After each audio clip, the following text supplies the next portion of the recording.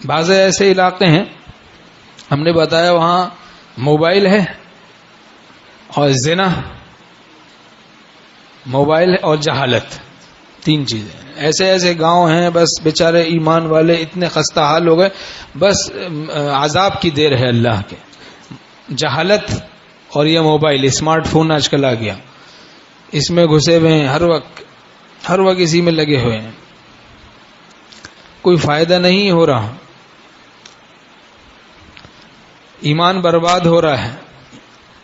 جو لوگ غیر ضروری استعمال کرتے ہیں اکثر پھر وہ کسی فتنے میں مبتلا ہو جاتے ہیں. سادہ فون رکھیں اپنے پاس، اگر کسی کے لیے ضرورت ہے، واقعی ضرورت ہے، جس کے نہ ہونے سے ضرر ہو، تو جتنی دیر کی ضرورت ہے اتنی دیر رکھے، اور پھر اپنے لیے جب مضر ہے تو اپنے گھر والوں کو دینا سکھانا.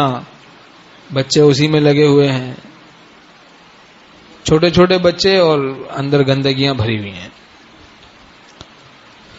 نہ دین کے رہے نہ دنیا کے رہے. کتنے اہل علم بھول گئے، کتنے حفاظ حفظ بھول گئے اس کی نحوست سے. مدرسے چھوڑ دیے، حفظ تھا قرآن پاک بھول گئے. فإن العلم نور من الہ ونور اللہ لا یعطى لعاصی. علم تو نور ہے اللہ کا، عاصی کو نور حق نہیں عطا ہوتا. تو ضروری ہے علم دین سیکھنے والے کے لیے کہ گناہوں سے بچے. تقوی کی برکت سے علم میں برکت آتی ہے، ادب سے علم میں برکت آتی ہے، تقوی سے علم میں برکت آتی ہے، دعا سے علم میں برکت آتی ہے. اور علوم و معارف بہت بڑی نعمت ہے. علم تو روح کی غذا ہے، روح کی غذا ہے.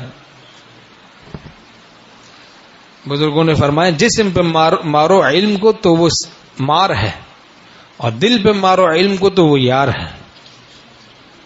مار ہے سانپ، یعنی صرف جسم کی حد تک ہے، دل پر کوئی اثر نہیں، عمل کا اہتمام نہیں. تو شیطان کے پاس بھی تو علم تھا، مردود ہو گیا کہ اس نے عمل نہیں کیا اس پر، تو محروم ہو گیا.